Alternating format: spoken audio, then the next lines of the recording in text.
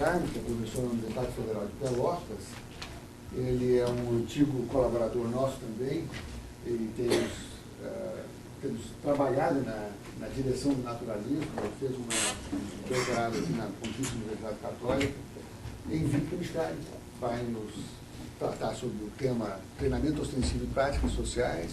Wittgenstein é deputado. É um prazer tê-lo aqui. Muito obrigado por ter vindo. E é com você. Ok. Bem, eu gostaria de agradecer inicialmente ao convite da Sofia e do Adriano, dizer que é um prazer para mim estar aqui, assim como é um prazer recebê-los sempre na Universidade Federal de Pelotas, né? É a primeira vez que eu venho para participar deste grupo, né? A minha contribuição hoje, ela de certo modo, eu destoa um pouco das abordagens que foram apresentadas até o momento. Né? Mas, no fundo, eu tenho uma pretensão de flertar com alguns aspectos da neurociência. Né? Então, o tema treinamento ostensivos e práticas sociais, ele também está vinculado a uma leitura das investigações filosóficas de Wittgenstein, que não é a leitura padrão. Né? Então, eu vou fazer uma justificativa inicial, porque talvez o leitor iniciado nas investigações não reconheça o que eu vou apresentar aqui como parte das investigações. Bem, então, existe uma grande controvérsia no cenário atual a respeito do modo como se deve entender, né, os escritos tardios de Wittgenstein. Né? A questão mais propriamente consiste em decidir se Wittgenstein estava ou não oferecendo teorias alternativas, né, às concepções cartesianas e representacionalistas, né, de mente e linguagem. Se nós levarmos a sério as observações metafilosóficas expostas nas investigações filosóficas, nós deveríamos oferecer uma resposta negativa a essa questão. Né? Wittgenstein não estaria oferecendo nenhuma teoria positiva. Então, em primeiro lugar, é preciso reconhecer que, dada essa controvérsia, existem pelo menos duas maneiras de ler os escritos tardios de Wittgenstein. Né? Uma baseada resoluta ou terapêutica das investigações, né? Também conhecida como a visão standard, e outra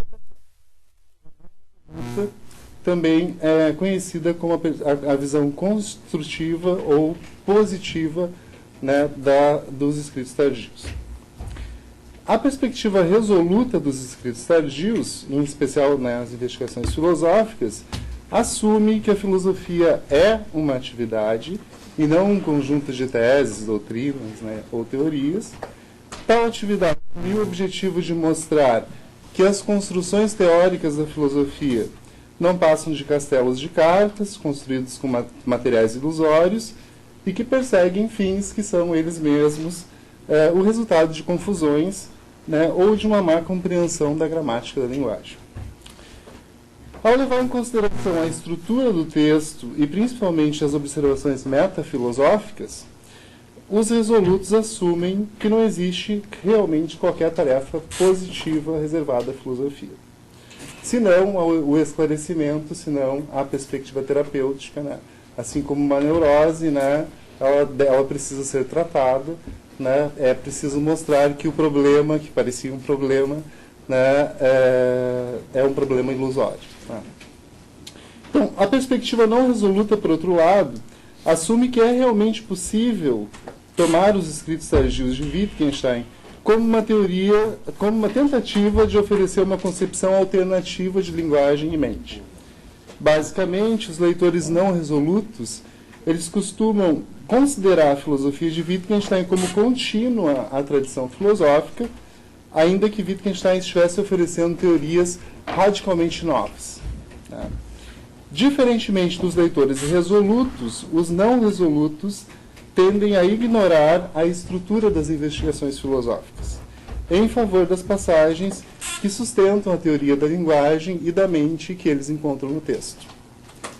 Então, na medida em que os resolutos consideram fundamental a ordem e a importância de acomodá-las como passos para a dissolução das perplexidades filosóficas, eles acabam por ignorar o conteúdo do pensamento tardio de Wittgenstein. E assim, ou bem nós temos uma sequência cuidadosamente articulada de passagens que mostram, para usar o termo wittgensteiniano, né, a mosca à saída do vidro, ou bem nós temos uma teoria alternativa, repleta de conteúdo, que toma a estrutura do livro como tendo um papel indiscutivelmente secundário. Nenhuma das perspectivas, resoluta puramente ou não resoluta puramente, parece suficientemente capaz de dar conta da conjunção entre conteúdo e forma nas investigações filosóficas. Uma alternativa, portanto, seria conceber as investigações filosóficas como um trabalho diagnóstico cuidadosamente articulado que defende, como parte do próprio diagnóstico, uma imagem positiva, alternativa sobre a nossa situação no mundo. Então, nesse sentido, o leitor resoluto estaria equivocado ao tomar as investigações como um trabalho exclusivamente terapêutico, né? Enquanto o leitor não resoluto estaria correto ao procurar visões positivas que seriam insinuadas nos diagnósticos críticos fornecidos por Wittgenstein. É nesse sentido que se torna possível encontrar uma imagem positiva nas investigações filosóficas, especialmente quando percebemos que os argumentos contra as teorias representacionais da linguagem e a teoria cartesiana da mente não são meramente terapêuticos, mas são fundamentalmente argumentos diagnósticos. Eles visam mostrar como os filósofos estão envolvidos em certas imagens da linguagem e da mente e quais são as consequências que essas imagens acarretam nas suas teorias.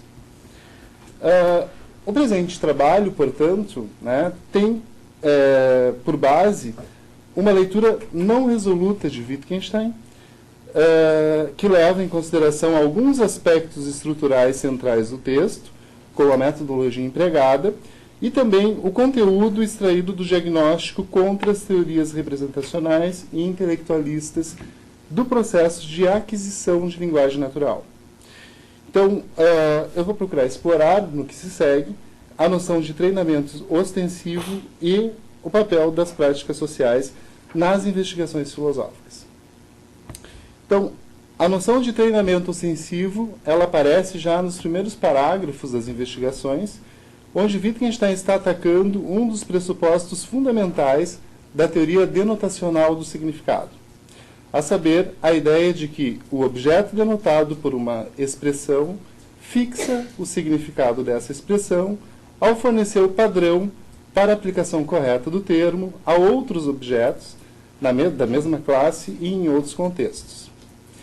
A teoria denotacional, ela está associada a uma imagem muito peculiar da situação de aquisição da primeira linguagem natural. Em linhas gerais, pode-se dizer que nesta concepção, né, como é apontado já na visão augustiniana da linguagem, os adultos apontam para os objetos individuais no ambiente imediato do aprendiz e os nomeiam, né? O aprendiz, como um resultado da demonstração, associa o nome com o objeto denotado e, após realizar a associação, ele usa o mesmo nome para aquele objeto que pertence à mesma classe, né, a respeito do qual o objeto original pertencia. Embora o aprendiz esteja em um contexto cognitivo extremamente empobrecido, a compreensão que ele tem das palavras que aprendeu é essencialmente a mesma do usuário competente da linguagem. Então, surgem daí diversas questões que levarão Wittgenstein a recusar completamente as teorias intelectualistas no que diz respeito à aquisição de uma primeira linguagem natural. Afinal, como é possível que o mero ato de denotar seja suficientemente capaz de causar a associação desejada na mente do aprendiz e que ele possa, subsequentemente, realizar as generalizações para os mesmos objetos, como o faz o usuário competente da linguagem? Então, a resposta intelectualista é a de que a relação estabelecida entre a palavra e o objeto não é uma relação, não é uma simples associação, né? Mas sim é uma relação de uma definição ostensiva, a qual teria o papel de fazer com que o novato tome o objeto nomeado ou batizado como que guiará os seus usos subsequentes, né, da palavra. A própria efetividade da definição ostensiva depende da capacidade cognitiva do aprendiz em compreender que o objeto batizado, né, pelo usuário competente da linguagem, é o exemplar que funciona como padrão para a aplicação correta do termo, né, proferido. A maior parte das posições intelectualistas, pelo menos as mais famosas, aparentemente não consegue explicar o processo de aquisição de uma primeira linguagem natural sem apelar para o inatismo ou para uma espécie de linguagem do pensamento. A psicossemântica de Jerry Fodor, exposta em The Language of Thought, de 1975, é um exemplo importante de semântica naturalizada, em que o processo de aquisição primitiva de linguagem é explicado através da suposição de um tipo de linguagem do pensamento. Isso é um tipo de linguagem privada. Tá? Então, em linhas gerais, dá para se dizer que o argumento é basicamente este. Né? Seres humanos estão aptos a aprender linguagens naturais. Para aprender uma linguagem natural, seres humanos precisam ter acesso a representações de certas proposições conceituais, isto é, eles precisam estar aptos a manipular certos conceitos. Né? Linguagens naturais são públicas e controladas por critérios públicos. Né? No momento da aquisição de uma linguagem natural, não temos acesso a uma linguagem natural. Portanto, os conceitos necessários para a aprendizagem ocorrer não podem ser controlados por critérios públicos. Né? Mas, mesmo no caso da linguagem, da primeira linguagem, tais manipulações conceituais devem ser regulares. De outro modo, nenhuma aprendizagem, né, da linguagem seria possível. Né? E então, portanto, os conceitos, né, em 2 devem ser controlados por certas regularidades que não são públicas. Então, aí tem a brecha, então, para a posição, né, que Fodor irá defender a respeito, né, da necessidade, de um ponto de vista explicativo, da suposição de uma linguagem de pensamento. A posição de Fodor, né, parece endossar explicitamente a tese intelectualista, né, de que certos comportamentos inteligentes ou racionais, como falar uma língua, por exemplo, devem ser explicados em termos de operações teóricas prévias. Né? Lembrando, então, o que o Ryle já defendia, né, em The Concept of Mind.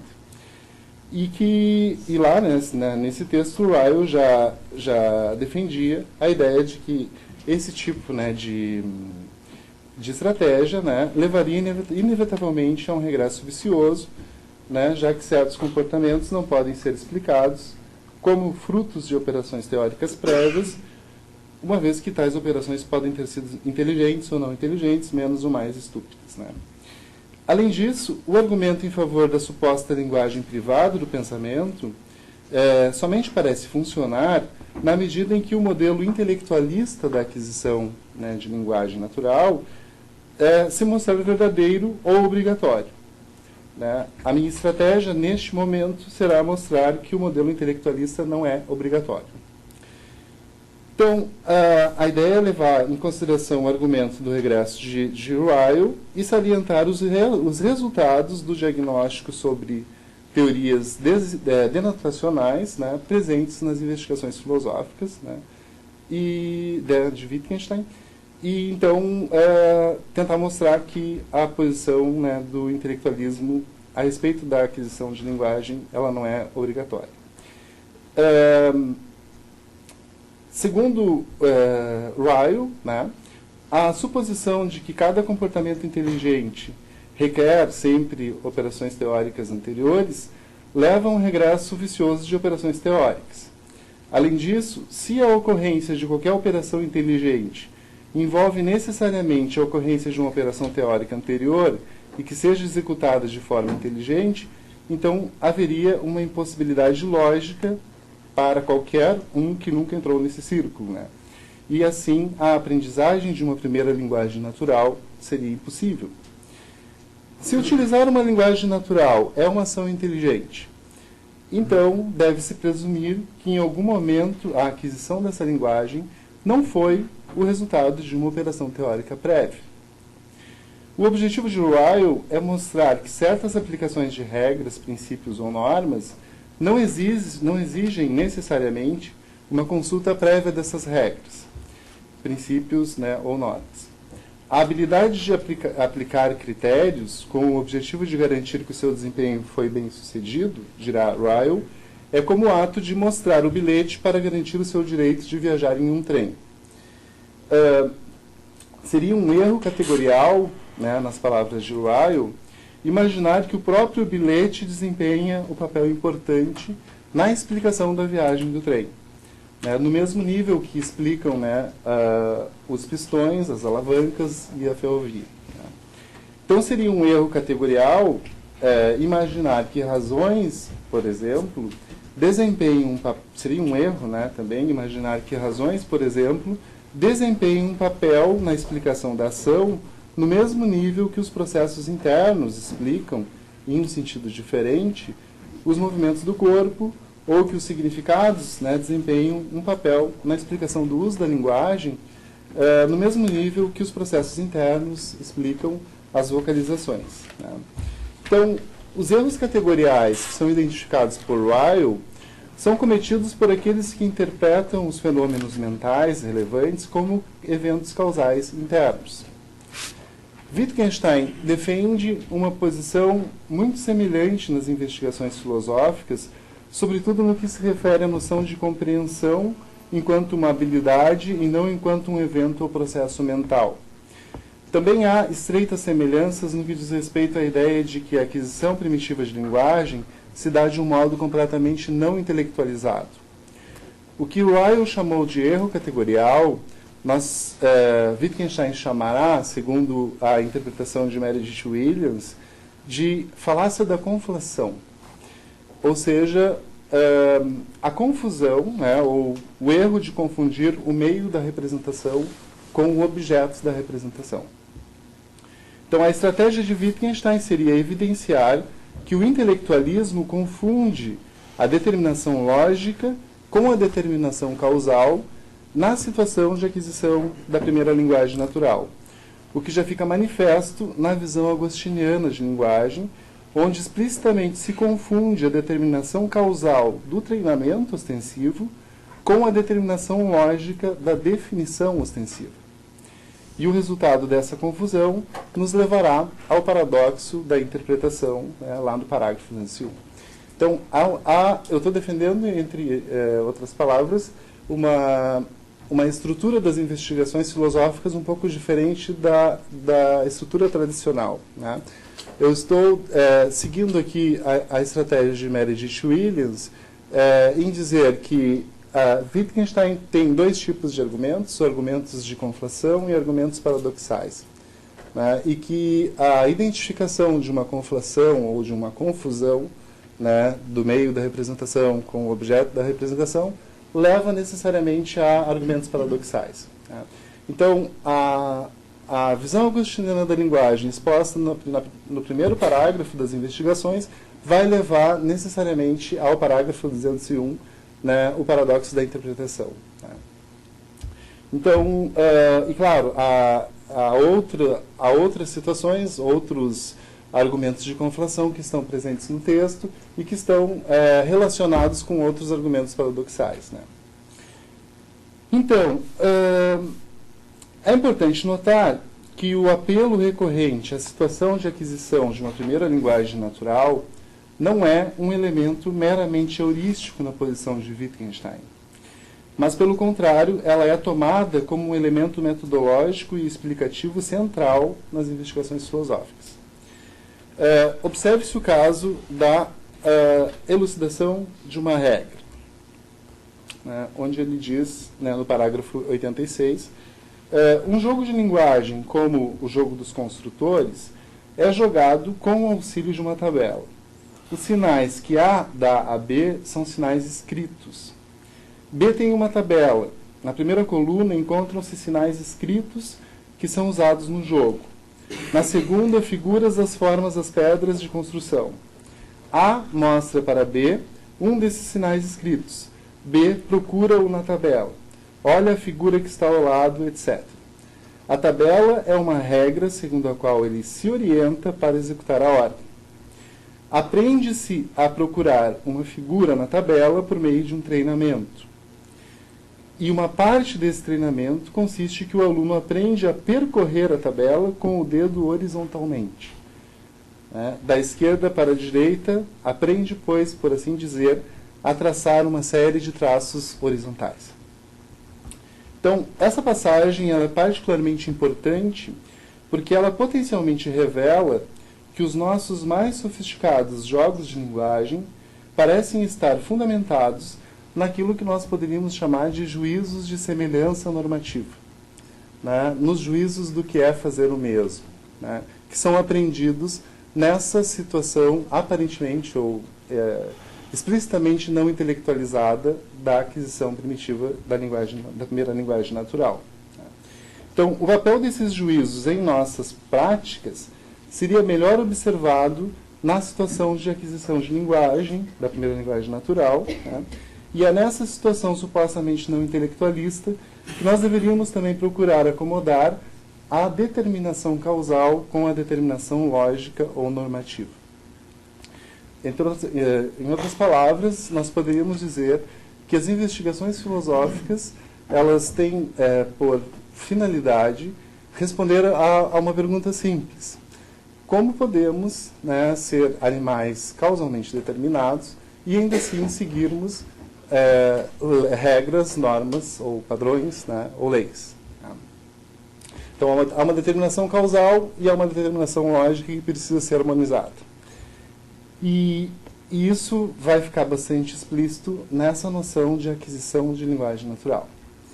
Então, uma característica importante do tratamento que Wittgenstein oferece ao problema da normatividade é justamente o fato de que, ao invés de investigar o problema de uma forma epistêmica, procurando justificar o uso da palavra em um determinado jogo de linguagem, ou de uma forma psicológica, procurando evidenciar em que consistem os processos psicológicos ou mentais, Wittgenstein prefere abordar o problema através da ideia de juízos de semelhança normativa, isto é, juízos sobre o que é seguir de um mesmo modo ou sobre o que é fazer uma mesma coisa.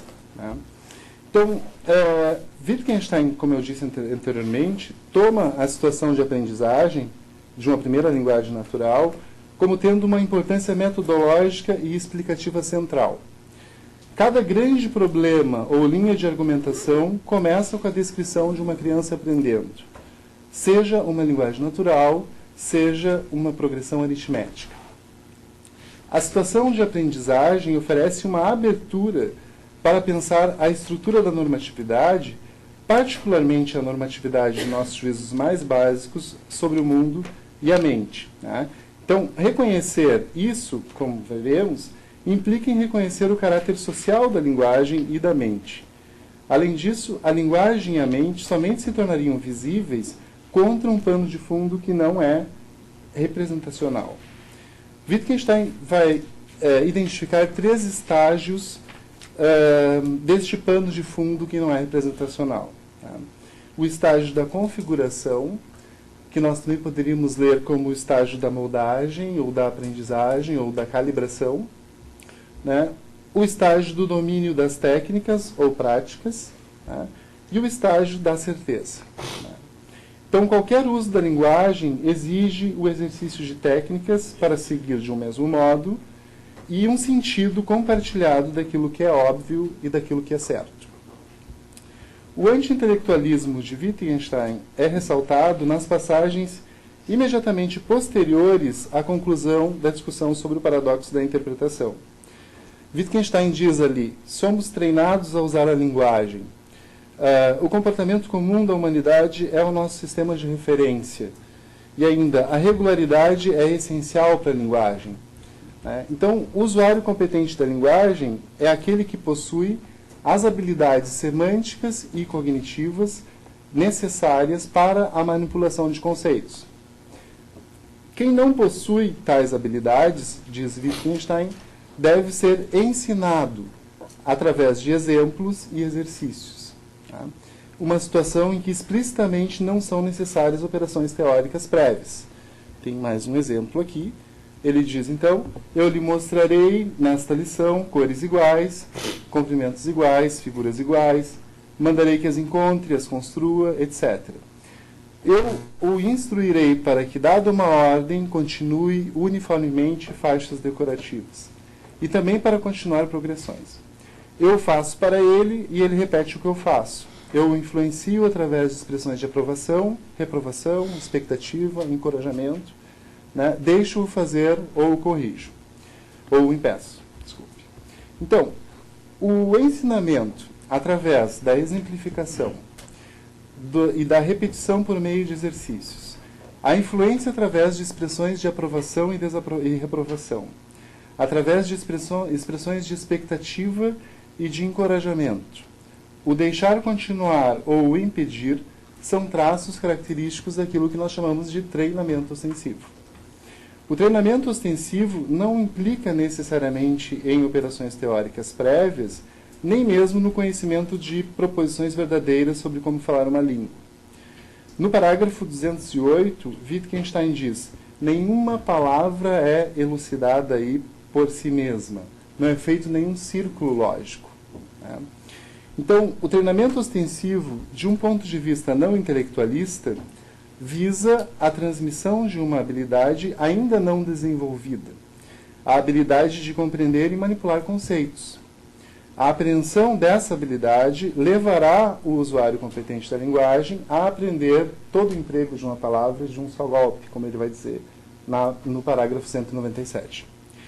Então, de acordo com Meredith Williams, a característica definidora da situação de aprendizagem é justamente o fato de ela representar a intersecção de dois modos de ser no mundo. Este é um pressuposto também endossado por Sellars e também por Diego Marconi. O domínio do usuário competente da linguagem e o domínio do aprendiz.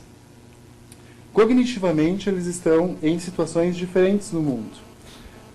E, neste sentido, as dimensões causais e normativas implicadas no uso da linguagem ficam mais salientes.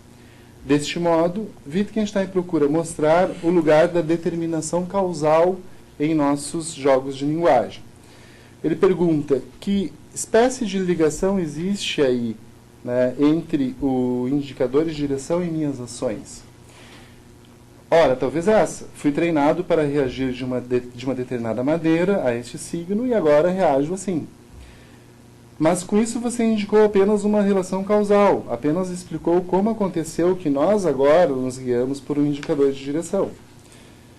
Não explicou em que consiste, na verdade, este seguir o signo. E ele diz, não, eu também apenas indiquei que alguém somente se orienta por uma regra na medida em que haja um uso constante ou um hábito. Então, ao que tudo indica, o parágrafo 198 ele tem o potencial de explicitar as vantagens explicativas da posição de Wittgenstein em relação à estratégia interpretacionista. A conexão causal ela é induzida através do treinamento e da existência de regularidades básicas de uso ou de um hábito. O treinamento está causalmente ancorado em algo que não está disponível para a posição interpretacionista. Diferentemente de um behaviorismo, o sucesso do treinamento ostensivo depende justamente da existência de uma regularidade ou de um uso de um hábito no uso de um sinal e da autorregulação por parte de um agente. O aprendiz ele não pode pensar apropriadamente por não possuir os requisitos conceituais básicos, mas também porque é apenas através da observação dos exemplos particulares apresentados pelo instrutor que faz com que o aprendiz adquira o sentido do que é seguir de um mesmo modo, o sentido do que é um juízo de semelhança normativa. Wittgenstein parece defender que a descrição da situação de aprendizagem ela é suficientemente capaz de explicar o modo como nós adquirimos esses juízos de semelhança normativa. O aprendiz adquire as ferramentas de agir e julgar através de exemplos, práticas e técnicas, para participar de jogos de linguagem. O próprio gesto do treinamento ostensivo, o assim por diante, pode ser pensado como um gesto do apontar ostensivo. Ele não apela para conceitos, não apela para regras, regularidades ou uniformidades. Ao identificar o treinamento em seguir certas práticas com o ensino ostensivo de categorias, Wittgenstein assume que o treinamento no uso de regras requer um pano de fundo, um cenário, do mesmo modo que o treinamento para a prática do nomear. Só está apto a compreender uma definição ostensiva quem está apto a perguntar pelo nome das coisas, ele vai dizer.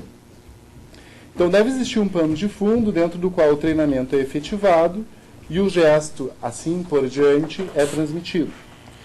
Então, o usuário competente da linguagem, ele fornece o pano de fundo cognitivo e estruturalmente normativo contra o qual os proferimentos do aprendiz podem ser avaliados. Tá?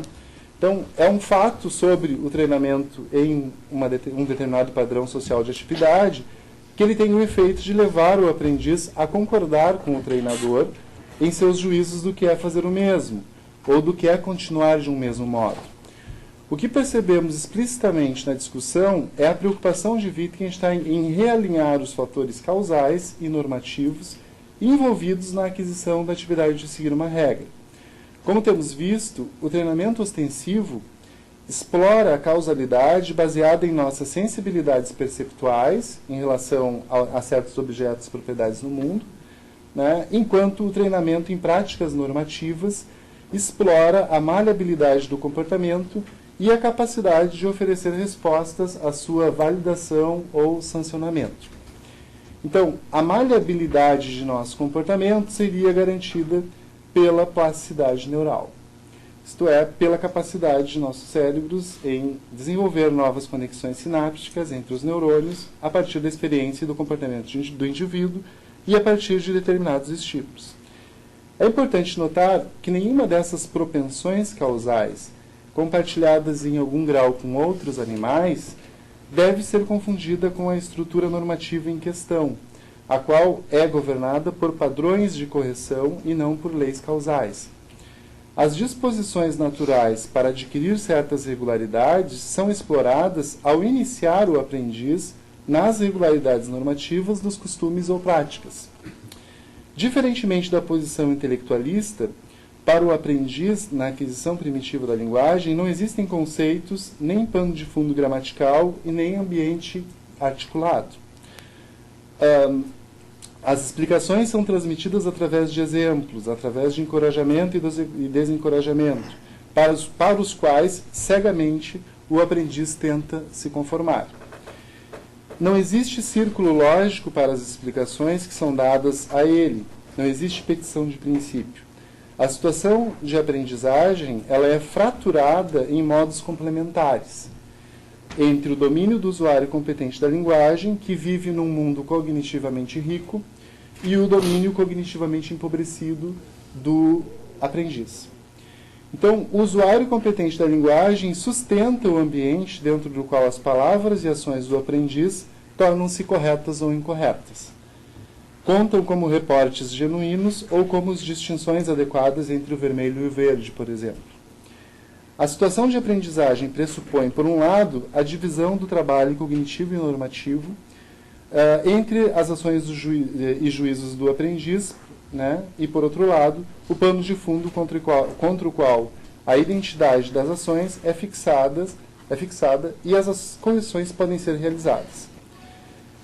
É igualmente importante notar que a situação de aprendizagem é a situação inicial na qual o aprendiz deve realizar juízos sem estar engajado no raciocínio antes de estar apto a fazê-lo.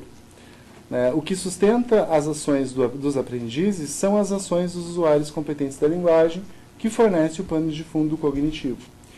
Então, os aprendizes são como que calibrados para julgar em conformidade com a comunidade, de modo que, posteriormente, eles se tornam capazes de pensar e agir independentemente da comunidade. O aprendiz se torna autônomo na medida em que ele aceita os padrões sancionados pela comunidade. Nesse sentido específico, é que nós compreendemos a importância do treinamento ostensivo e a transmissão dos juízos de semelhança normativa. A aceitação dos padrões da comunidade, ela é cega e inevitável. Não existem outras alternativas disponíveis no momento do treinamento ostensivo. O estágio de calibração ele pode ser melhor elucidado através da analogia, né, com a discussão wittgensteiniana sobre o método padrão. Existem 3 características fundamentais do método padrão que devem ser levadas em consideração. A primeira que é o uso de um dispositivo ou o seu propósito que faça com que ele seja amplamente reconhecido como método padrão. A segunda é que existem determinadas propriedades materiais que são necessárias para que algum objeto funcione como uma barra de um método padrão, ou de um método, enfim. A sua rigidez, a sua capacidade de ser gravada com as escalas, por exemplo. E, em terceiro lugar, são necessárias as próprias escalas de medida, né? O centímetro, o milímetro, né, e a marca de 1 metro gravadas no corpo da barra. Nenhuma das propriedades materiais da barra de 1 metro pode ser considerada como inerentemente representacional ou normativa, já que qualquer coisa utilizada como método padrão deve ter propriedades materiais apropriadas para desempenhar esse papel.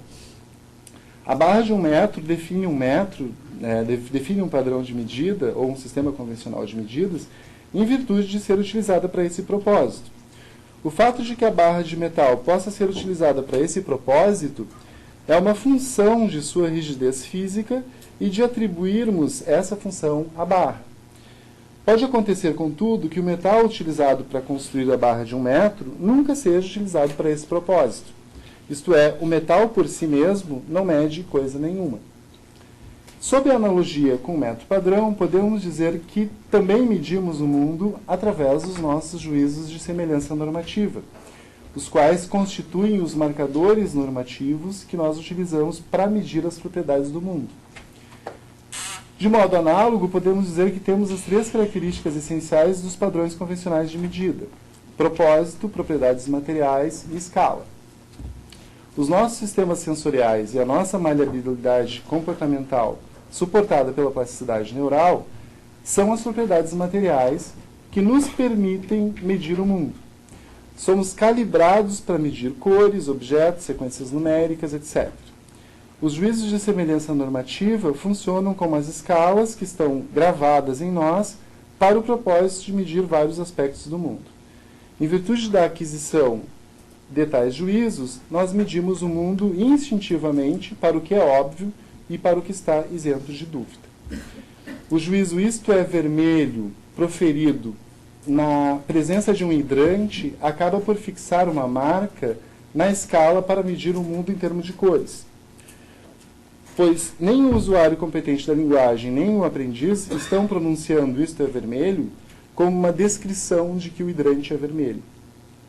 Para o aprendiz, proferir essas palavras é praticar uma escala que irá se tornar um padrão para ele. Para o usuário competente da linguagem, no que se refere às palavras para cores, ele irá proferir isto é vermelho para calibrar o aprendiz para futuras participações em jogos de linguagem. Ele não diz isto é vermelho para realizar uma descrição ou um reporte em qualquer sentido comum. É preciso notar que não se trata aqui de uma definição ostensiva, mas sim de um treinamento ostensivo. Tudo que é requerido é que a marcação e a rigidez sejam estáveis em seus usos. Perceber que o roxo e o laranja, embora sejam cores boas para o uniforme de um time de futebol, embora sejam boas para um time de futebol, são muito berrantes para o uso diário, ou perceber que a cor malva combina mais com um terno cinza, depende inteiramente do modo como os nossos sistemas sensoriais foram calibrados a responder diferentemente e regularmente à paleta de cores. O uso que fazemos dessa capacidade sensorial não exige que julguemos primeiramente que isto é laranja ou que isto é malva. Simplesmente medimos o mundo em termos de cores. A diferença mais significante entre a barra de 1 metro e nossas próprias preocupações é o propósito desses padrões. O uso da barra de 1 metro é uma ação deliberada, enquanto reconhecer cores e objetos não envolve um uso deliberado de nós mesmos enquanto instrumentos. Simplesmente vemos as cores, não usamos os nossos corpos para esse propósito. Então, o sucesso em realizar medições exige que todos alcancem as mesmas medidas. Onde eu julgo vermelho, eu preciso que os demais julguem também. Este aspecto da sociabilidade do padrão é a rigidez empírica exigida para realizar medições. Os teóricos da comunidade, no que diz respeito ao que é seguir uma regra, estão errados justamente neste aspecto, aqui em especial o Kripke. Pois dizer isto é vermelho não significa necessariamente que os membros da minha comunidade chamam isso de vermelho. Tomar como critério o fato de que os membros da minha comunidade chamam isso de vermelho seria o mesmo, segundo a Meredith Williams, que tomar a mesa como a medida da régua. E então não estaríamos mais medindo em metros, mas sim em mesas. A rigidez da conformidade intersubjetiva é o material do próprio instrumento calibrado. É onde a rigidez da regularidade entra em jogo, e essa rigidez é a rigidez da causação. As gravações na barra de metal são os resultados das causas operando na superfície do metal. A fixidez dessas gravações é tão importante quanto a rigidez da própria barra. Analogamente, os juízos de semelhança normativa, que são constitutivos da escala e da conformidade em nossos julgamentos, são as duas formas de rigidez requeridas para nós, e ambas refletem a nossa situação causal no mundo. Assim, a sociabilidade intersubjetiva diz respeito a uma dimensão dessa rigidez que é necessária para estarmos aptos a julgar o mundo. As maneiras pelas quais estamos causalmente incorporados no mundo fornecem o material para as nossas práticas normativas, mas não podemos reduzir a normatividade das nossas práticas aos eventos causais, além da própria rigidez da barra de metal, que constitui 1 metro de comprimento. A falha em distinguir entre os dois domínios pode resultar em uma leitura equivocada do aprendiz no usuário competente da linguagem, ou vice-versa. Né?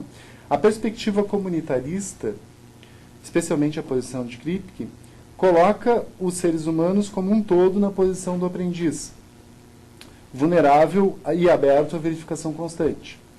A perspectiva intelectualista sobre a aprendizagem da primeira linguagem natural coloca os seres humanos como um todo na posição do usuário competente da linguagem. Isto é, com o seu aparato cognitivo repleto de conhecimento, justificação e hipóteses, né, igualmente disponíveis para o usuário competente da linguagem e para o aprendiz. Qualquer uma dessas duas maneiras exclusivas de compreender a nossa situação no mundo acaba por obliterar os papéis cruciais desempenhados pelo pano de fundo. Assim, leva-nos ou a uma imagem fortemente behaviorista ou a uma imagem fortemente intelectualista. Né? E ambas as imagens são fortemente rejeitadas por Wittgenstein. A situação de aquisição primitiva de linguagem natural, e eu já estou encaminhando aqui para o final, é, portanto, um processo de enculturação dentro de práticas sociais. Práticas que implementam as réguas para medir semelhanças normativas e que nos permitem realizar movimentos dentro dos jogos de linguagem. A situação de aquisição, de aprendizagem, não é um contexto epistêmico, mas um contexto de calibração e de ajuste de normas. Juízos de rocha dura, como Wittgenstein, né, usa o termo nas investigações, não necessitam de justificação do mesmo modo que uma teoria ou que uma hipótese exige. Tá? A questão da justificação não surge nem para o mestre da prática e nem para o novato. Wittgenstein diz, e aqui eu quero citar uma outra passagem importante, no parágrafo 257, ele diz: ora, imaginemos que a criança seja um gênio e descubra por si própria um nome para a sensação. Mas então, é claro, não poderia fazer-se entender com essa palavra. Assim, pois, ela compreende este nome, mas não pode ensinar seu significado a ninguém? Mas o que significa o fato de ter denominado sua dor? Como fez para denominar a dor? Quando se diz ele deu um nome à sensação, esquece-se o fato de que já deve haver muita coisa preparada na linguagem para que o simples denominar tenha significação. Tá? Então, o que Wittgenstein está mostrando, através do seu diagnóstico das posições intelectualistas, é justamente que o treinamento ostensivo é uma prática de transmissão de habilidades, juízos de semelhança normativa, por exemplo, que é necessariamente anterior ao processo intelectualizado de nomear. Né? Ou seja, antes da prática de definir ostensivamente. Então, se a imagem positiva extraída do diagnóstico está correta, então parece óbvio que a posição intelectualista não é obrigatória. E resta-nos, portanto, mostrar que, então, uma outra visão, então, de um argumento anti-intelectualista em semântica naturalizada, que diz que seres humanos estão aptos a aprender linguagens naturais e a partir dos seus sistemas sensoriais e de sua maleabilidade comportamental. Para aprender uma linguagem natural, os seres humanos não precisam ter acesso a representações de certas proposições conceituais, mas eles devem ser expostos ao treinamento ostensivo para viabilizar a habilidade de manipular conceitos. Linguagens naturais são públicas e controladas por critérios públicos. No momento da aquisição da linguagem natural, não temos acesso a uma linguagem natural, portanto, a importância do treinamento ostensivo. Portanto, a aquisição dos conceitos se dá através da apreensão de uma habilidade, uma técnica, para a manipulação de conceitos, cujo processo de aquisição da primeira linguagem natural é controlado por critérios públicos ou pelos usuários competentes da linguagem, né? Mas, mesmo no caso da primeira linguagem, o treinamento deve ser regular, um hábito, né? Portanto, o treinamento ostensivo deve ser controlado por certas regularidades que são públicas.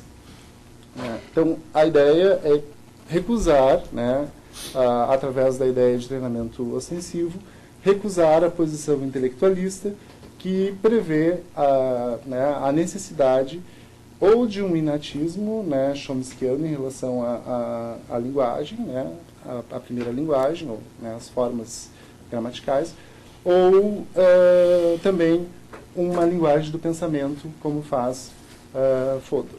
Né? Então, enfim, essa é a minha apresentação, que eu queria, então, trazer para vocês e ver o que vocês pensam sobre isso. Enfim, obrigado.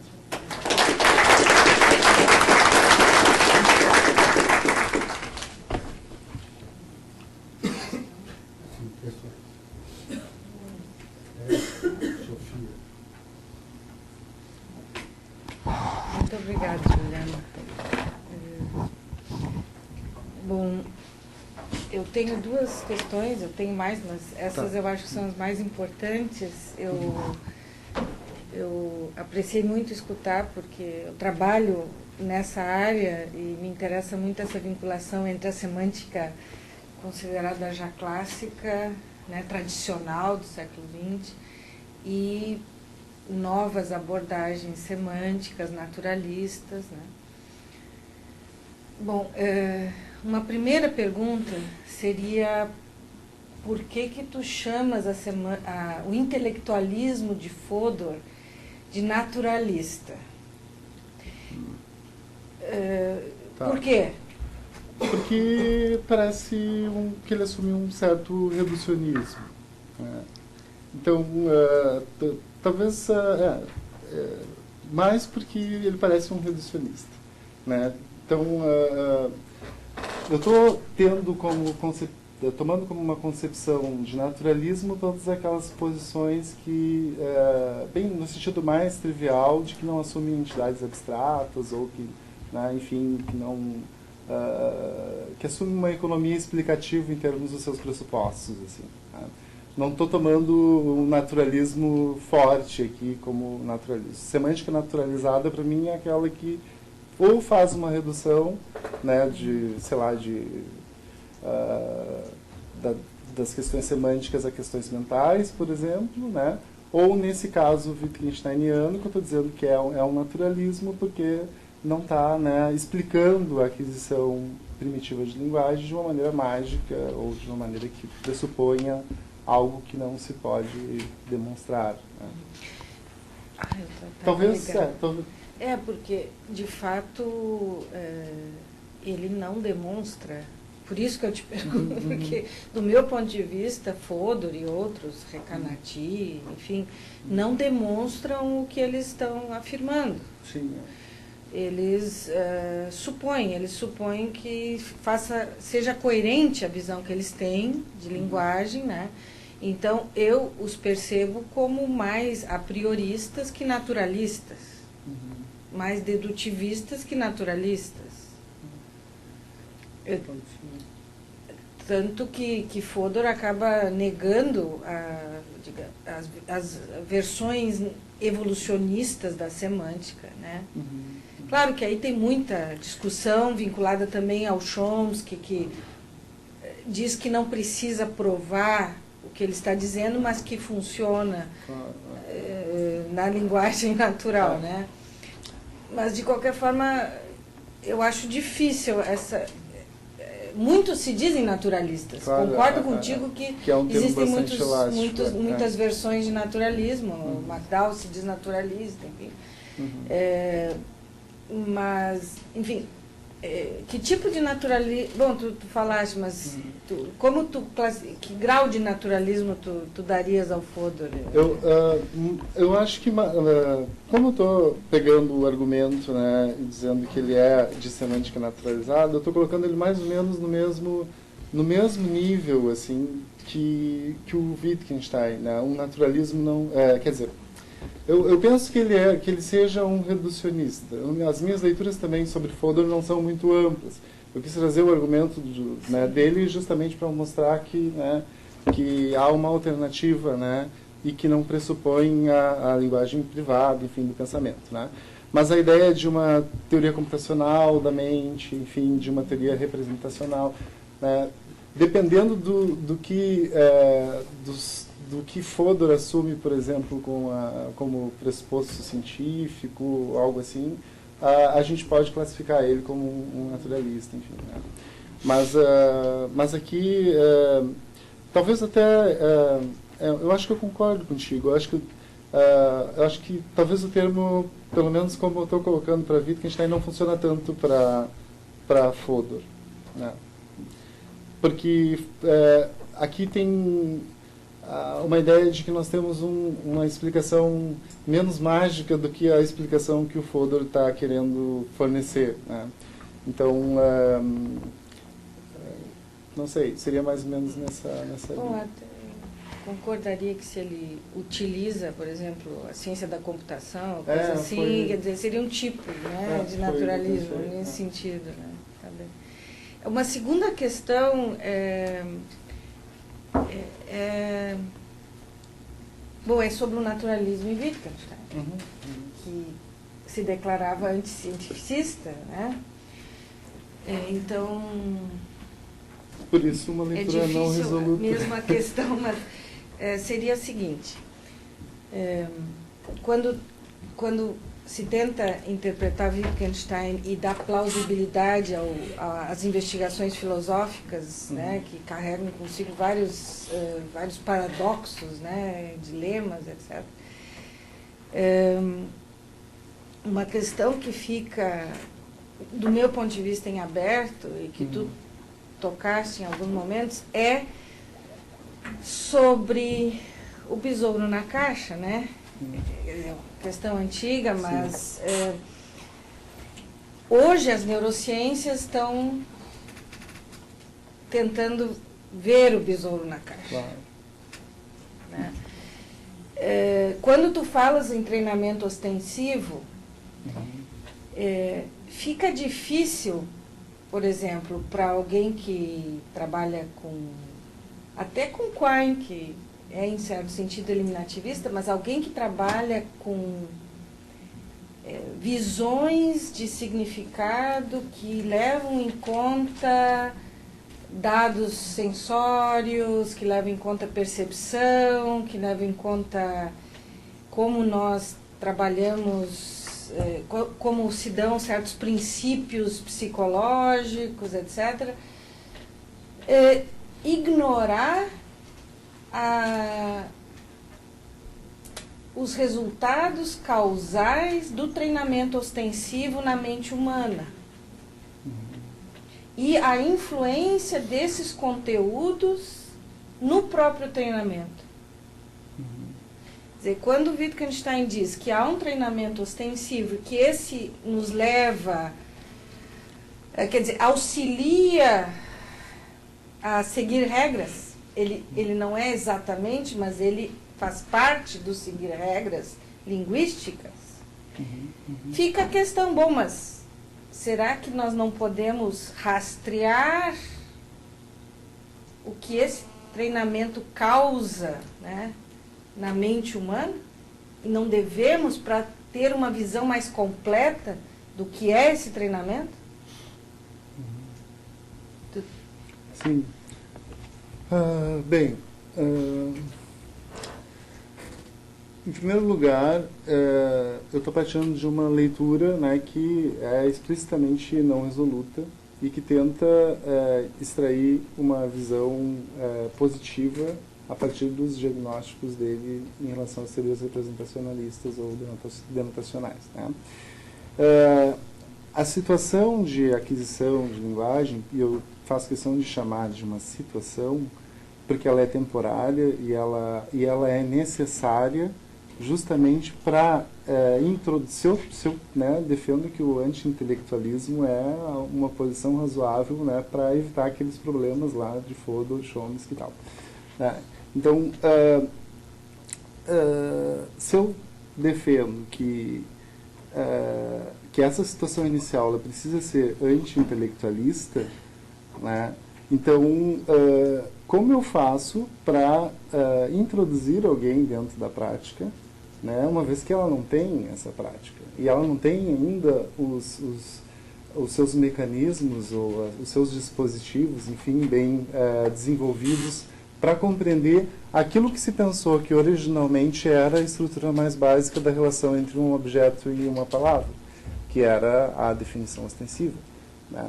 Então, é uma situação temporária que visa introduzir alguém dentro de uma prática da qual ela não fazia parte, né? Então,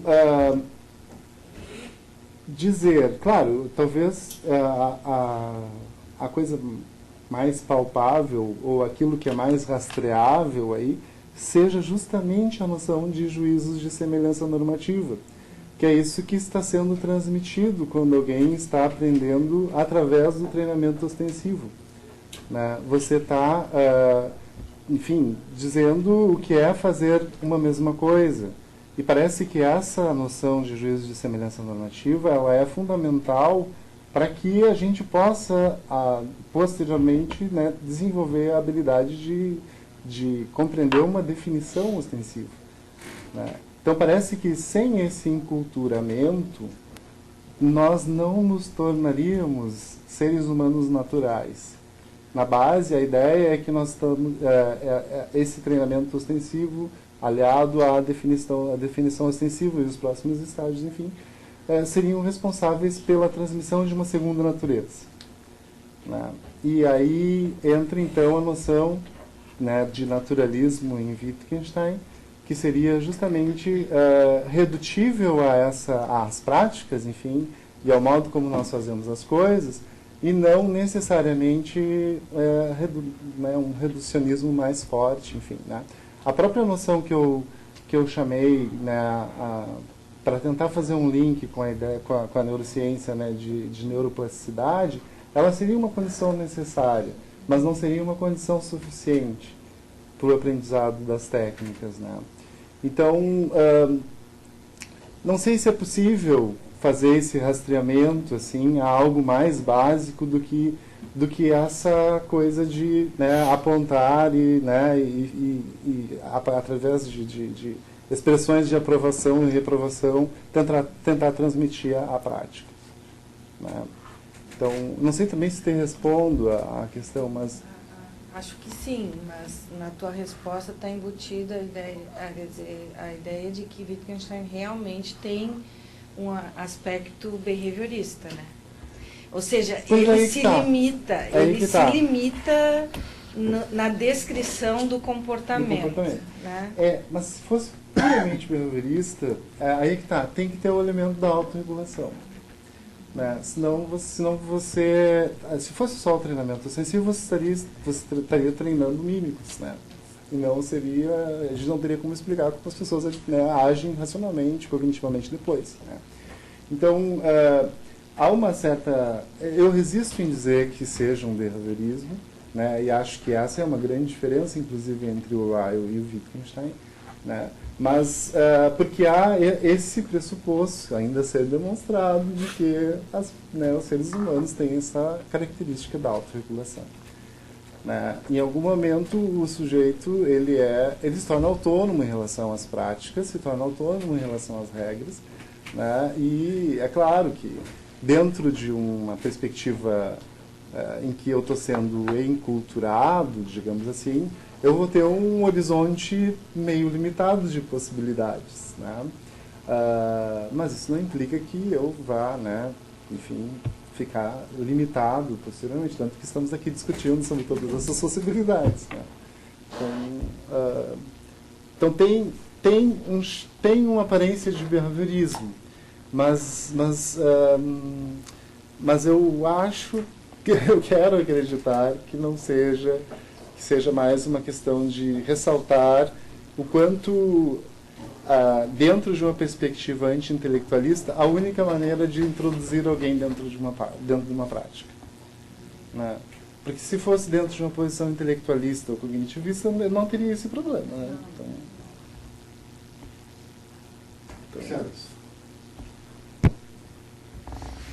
primeiro, acho que como vários ou como todos, eu gostei bastante do trabalho. Eu vou tentar dizer uma coisa assim como uma contribuição.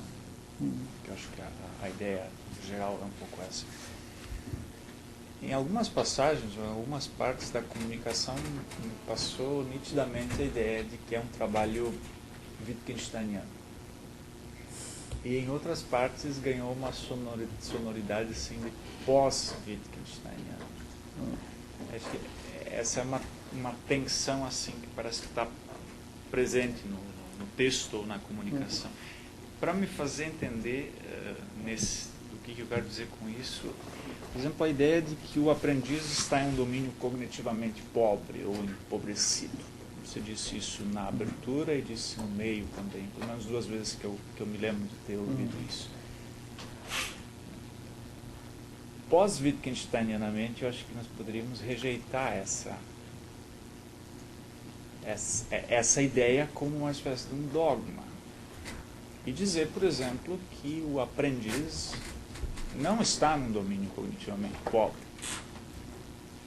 E nos apoiar em desenvolvimentos recentes, como, por exemplo, o paradigma simulacionista do Isolarte, do Tomazello e outros, que falam que o treinamento ostensivo é tão potente, tão rápido, porque o aprendiz tem uma ótima capacidade cognitiva de se colocar no lugar, psicologicamente, espelhar os estados mentais de quem está fazendo o trabalho de ensinar, de mostrar.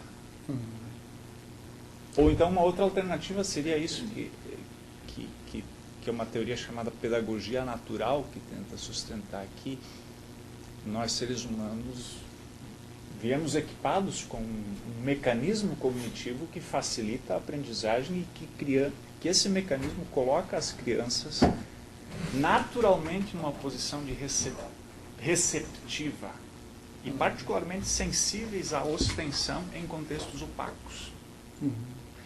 Então, para terminar com uma pergunta, por que aceitar que o aprendiz está num domínio cognitivamente pobre? Bem, não sei como nas demais posições que você citou a gente conseguiria escapar do suposto intelectualismo, né? Talvez eu acho que na primeira versão sim, mas eu acho que na outra não. Primeiro porque o trabalho tem a pretensão de explicar essa suposição de que Wittgenstein estaria tentando harmonizar a determinação causal com determinação lógica ou normativa, né? Então, o que eu disse com todas as letras é que o usuário competente da linguagem determina causalmente, né, o aprendiz a, né, adquirir essas práticas, né, de julgar de um mesmo modo, né? Então, supostamente, em relação a isso, ao julgar de um mesmo modo, o aprendiz não tem ainda essa habilidade, não tem ainda esse know-how, digamos, né? Seria, dentro dessa perspectiva, uma habilidade transmitida, né? Então, seguindo a perspectiva Wittgensteiniana, dentro dessa leitura não resoluta, né, Wittgenstein parece claro também nas passagens que eu citei, dizendo que muitas coisas, como até a penúltima passagem, eu acho, até quando ele diz, muita coisa já deve estar preparada na linguagem para que, né, o aprendiz possa compreender o que é uma definição ostensiva, né? E aí o erro que a gente poderia dizer, né, chamar, como a Meredith Williams chama de falácia da conflação, de confundir o domínio do aprendiz, né, com o domínio do adulto, né, ou do usuário competente da linguagem, né? Então, para explicar a noção de normatividade, para explicar como é que se dá essa harmonia entre determinação causal e determinação lógica ou normativa, há essa suposição da fraturação desses dois domínios, né? Então,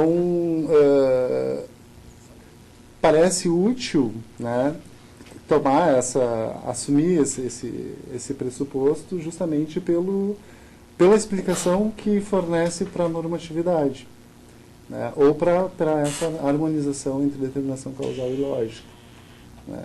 Mas eu não sei se numa outra perspectiva, sei lá, que tome, como tu colocas, né, a criança como, sei lá, um ser que já vem predisposto e tal. A ideia do contexto empobrecido, ele também não elimina, talvez, suficientemente, não estou dizendo assim que não haja nada, né?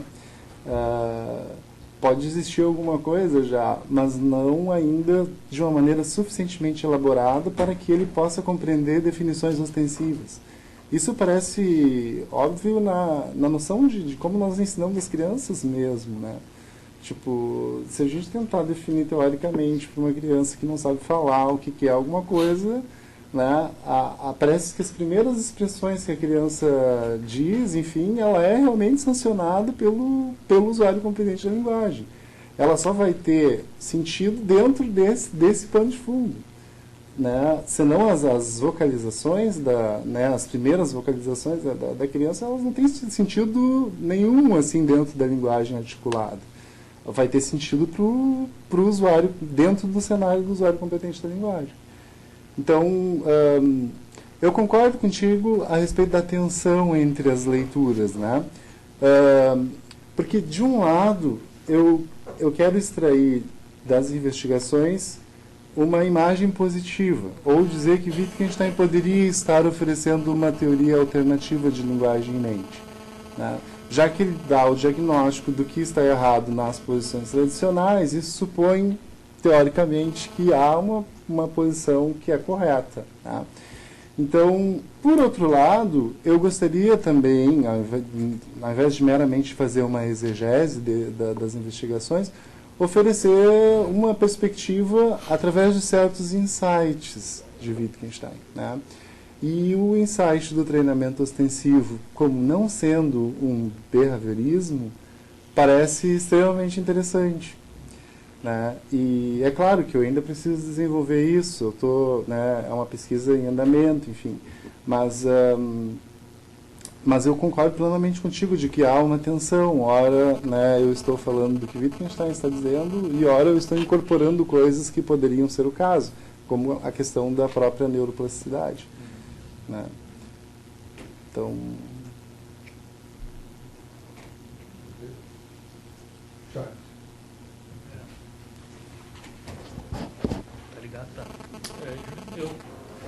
verdade eu vou tentar, porque foi uma frase que tu disse há um tempo já, e a gente não consegue reter as frases por muito tempo, ainda mais eu que tenho uma memória sequelada, pior ainda. Mas em algum momento, respondendo à professora Sofia, você falou que mencionou a ideia de que a visão que tu está tentando manter não é totalmente behaviorista, porque haveria uma margem aqui, no sentido de... eu vou tentar refazer a frase como eu entendi, no sentido de que expressamos as regras de forma diferente, não condicionada, digamos. Ou seja, no sentido que é possível criar algo novo de dentro do jogo. E a minha pergunta vai muito nesse sentido, seria o que? Criação, nesse sentido, mas de qualquer forma, a criação estaria dentro da regra ainda. Quer dizer, parece que ainda as regras condicionam. Como é que tu pensa a questão da novidade aí? A novidade seria uma reconfiguração, um rearranjo das regras, ou criação de novas regras a partir de regras já dadas? Né? Então, e mais um ponto, essa questão acho que ligam as duas coisas e ligam inclusive o comentário anterior, é a questão de que me parece que, independentemente de uma competência ou não competência estrutural para as regras, o que está em jogo aqui é a prática. Quer dizer, para mim é evidente que a criança não tem uma competência no sentido de que ela precisa praticar. Né? É isso. Inclusive, acho que, se não me engano, o Bruce Wexler, ele mapeia 3 momentos cruciais de plasticidade neural. Até os 3 anos, uma explosão de conexões. Depois, por volta dos 10 anos, uma nova explosão de conexões. E lá por volta dos 18 aos 20, um desligamento de conexões. Quer dizer, tu seleciona o que o cérebro começa a selecionar o que ele vai... Né? Bom, óbvio que está trabalhando dentro de uma regra, digamos. Exercitando competências dentro da regra. Mas o meu ponto é, tem um momento que se transcende essa regra, que é possível uma criação de um novo ex nihilo? Como é que é isso? Claro. Então, é claro que dentro o treinamento ostensivo, ele serve simplesmente enquanto uma situação de introduzir alguém dentro da prática. Tá? Mas aí não estão sendo transmitidas regras ainda. Né? O que está se transmitindo é a habilidade necessária para a manipulação dos conceitos que ainda não está suficientemente desenvolvida. E eu acho que nisso nós não estaríamos em desacordo quando tu falas de prática. O que acontece é, eu admito que há um gap entre a passagem da situação supostamente intelectualista para a situação intelectualista. Né? Ou para a posição cognitivista depois. Né? Porque, bom, nós nos tornamos usuários, né, competentes da linguagem quando nós assumimos, né, os padrões comunitários, digamos, as regras que já estão estabelecidas. Né? Mas isso não implica que nós sejamos completamente determinados por elas. Né? A ideia da regra aqui é justamente como o Wittgenstein, né, chama, né, é um indicador de direção. Né? Não é uma determinação, né, enfim, irreversível. Né? Então, a noção de seguir a regra cegamente, ela é, dentro desse contexto que eu estou explorando, ela pode servir para os dois lados. Né? Por exemplo, o aprendiz, ele segue a regra cegamente, porque ele não tem outra alternativa quando está sendo transmitido ou a regra, ou a técnica, enfim, ou dentro quando se passa as definições ostensivas, quando ele passa a compreender o que é uma definição ostensiva, ele ainda está sendo determinado, né? Assim, agir cegamente, né? Sem deliberação, né? Mas isso também serve para o adulto quando as regras já estão proceduralizadas, enfim, né? Em que elas servem como um know-how e aí, bem, tu age, né, cegamente, porque tu não precisa da presença da regra para poder executar certas ações que nós consideramos inteligentes, né? Você dirige o automóvel, mas você, né, fala ao telefone, você, né, enfim, escuta música, faz uma série de coisas ao mesmo tempo sem pensar nos pedais que você está, né, pisando. Então, é claro, eu acho que a noção de autorregulação ainda precisa ser explicada. E isso é a parte que eu estou procurando investigar. Porque é justamente quando é que termina o processo de seguir a regra cegamente para o aprendiz, exatamente, né, e que ele passa a se tornar alguém independente, né, da regra e que pode pensar a regra, que pode subverter a regra, ou que pode criar outra regra, né. Então, eu acho que é uma pergunta importante, mas a resposta que eu tenho neste momento para ela é essa, né. Eu queria tentar ver se eu entendi corretamente a posição, né?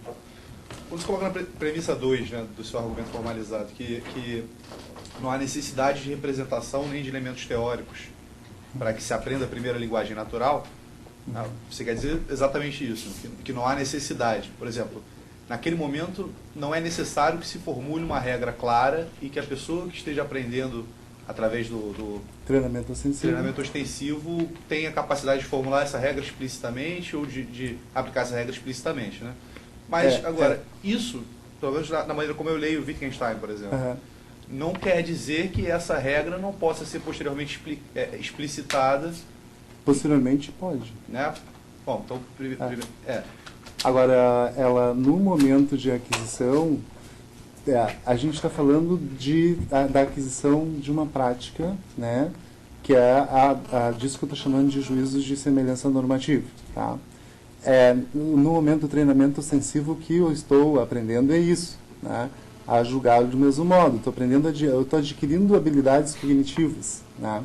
Que eu não tenho ainda suficientemente desenvolvida. Quando eu estou aprendendo definições ostensivas, ainda há um momento aí está dentro da pergunta também, né, do Charles, né? Ainda há um momento aí em que a determinação por parte do usuário competente da linguagem ela é forte, né? E que ainda assim o aprendiz ele segue a regra cegamente, né? Mas há um momento em que, obviamente, ele vai passar dessa fase e vai, né, passar a considerar ou a explicitar a regra ou a questionar a regra, né? E, enfim, né? E Wittgenstein diz que isso acontece quando ele já está apto a a perguntar pelo nome das coisas. Mas só para tentar voltar um pouco, né? Na narrativa que o Wittgenstein fala sobre o aprendizado da primeira linguagem natural, uma das coisas que eu particularmente acho mais interessantes, dos argumentos que eu acho mais interessantes, é aquele famoso argumento que aparece quando ele está falando, basicamente, que de uma determinada sequência finita de dados você acaba podendo inferir qualquer regra, né? Aquela questão do 1010, 1012, 1014, aí você fala, já sei, é mais 2, mas é igualmente válido, né, você inferir que é mais 2 até 2000 e a partir de 2000 é mais 4, etc. e tal, né? Tá. Eu pelo menos entendo isso como falando assim, olha, essa regra explícita, esse mais 2, por exemplo, você não pode assumir que ele tem um papel causal nesse processo de aprendizagem, né? Você pode tranquilamente usar ele para descrever esse processo posteriormente, né? Assim, eu não entendo direito o que você quer dizer quando você fala que não há necessidade nenhuma, por exemplo, para explicar essa situação, de elementos teóricos e de representação. Tá. Eu estou assumindo que o que você está fazendo é mais ou menos esse passo que eu estou tentando descrever. Tá. O que eu estou querendo dizer é que na situação de aquisição de uma linguagem natural, da primeira linguagem natural, o aprendiz ele não tem uma linguagem ainda. Não é diferentemente das posições intelectualistas que assumem ou que tem uma linguagem do pensamento ou que já tem uma estrutura gramatical prévia ou sei lá, né?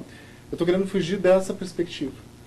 estou tentando mostrar que o que Wittgenstein defende com o treinamento ostensivo, que ele oscila em chamar de treinamento ou de ensino, enfim, né, é uma situação não intelectualizada, porque nenhum conceito está sendo utilizado, né, nenhuma regra explícita está sendo transmitida oralmente, enfim, né, que é um processo de não cognitivista, digamos assim, em que tu está demonstrando o que é fazer uma certa coisa e a criança, o aprendiz, ele está aprendendo, ele está compreendendo que aquilo que ele está fazendo é correto, não a partir de uma teoria, mas a partir das expressões de aprovação, de reprovação, né, do deixar continuar, do impedir, né.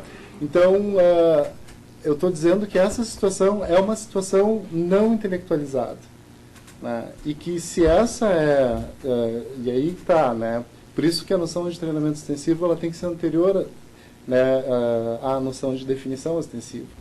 Por isso que é preciso que o aprendiz seja incorporado à prática, né. Ele precisa, né, dentro dessa perspectiva, ele só vai precisar de regras explícitas quando ele já souber perguntar pelo nome das coisas, quando ele já conseguir entender o que é uma definição ostensiva. O erro parece, né, que ele está descrevendo já com a posição agostiniana, é que o Agostinho está cometendo o erro de botar o adulto no lugar, a criança no lugar do adulto, como se ela já pudesse aprender, né, através de definição ostensiva, quando ela ainda não está preparada para isso, né? E me parece que essas passagens que eu selecionei atestam justamente essa leitura, né? É claro que é o nível mais básico, né? É o momento, é a situação de aquisição de linguagem, né? Estou dizendo que a linguagem é algo adquirido, né? E que não tem nada antes, né? Tem, sei lá, a potencialidade de adquirir a linguagem natural, mas não tem ainda, né, uma gramática, não tem, né, nada disso ainda desenvolvido. Só para, na linha do que o César colocava antes, tentar adicionar um pouco mais de debate, então eu colocaria que apesar das regras gramaticais que são impostas por estruturas de linguagem, existe em todo ser falante faculdades a priori que dependem das normas ou padrões estabelecidos por regras gramaticais.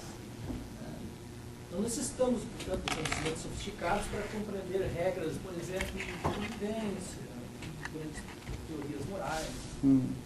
Possuímos uma competência linguística, então, a partir de um programa cerebral e biológico pré-estabelecido. Isso é só no sentido de tensionar mais a tua reflexão. E eu acho que uma obra interessante para entender bem isso aqui que eu estou falando é do Macaio, não sei se vocês conhecem, John Macaio, filósofo americano, Elements of Moral Cognition, uma obra que surgiu acho que dá uma tensionada nesse dá uma tensionada. Mas eu não sei se... É bem atual esse estudo. Eu até eu agradeço a contribuição, vou pegar contigo a referência, mas eu acho que não está muito diferente do que eu disse se a gente considerar que a neuroplasticidade seria uma condição necessária para a aquisição de linguagem, né? É claro que isso não está dentro do texto de Wittgenstein, né? Não está, e eu estou introduzindo como algo que poderia explicar e um pouco mais além do que o mero treinamento, né? A própria possibilidade do treinamento, para que ele não seja um behaviorismo, né?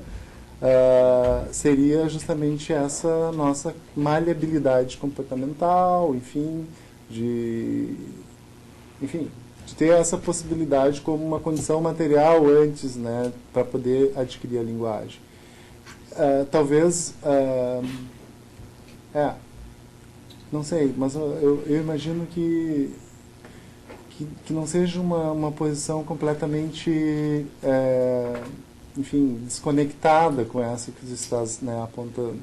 Desde que eu poderia assumir, por exemplo, uma estrutura cerebral, algo assim, mas não uma linguagem como ponto de partida.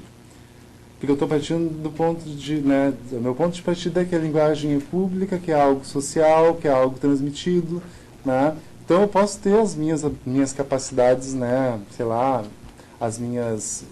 os meus dispositivos cerebrais, enfim, né, aptos para, né, receber a primeira linguagem natural. Já nasci pronto para receber isso. Mas enquanto não houver o desenvolvimento dessas potencialidades, eu não tenho a linguagem natural. Mas eu vou depois pegar contigo a referência porque me parece interessante. Bom, muito obrigado. Tá bom.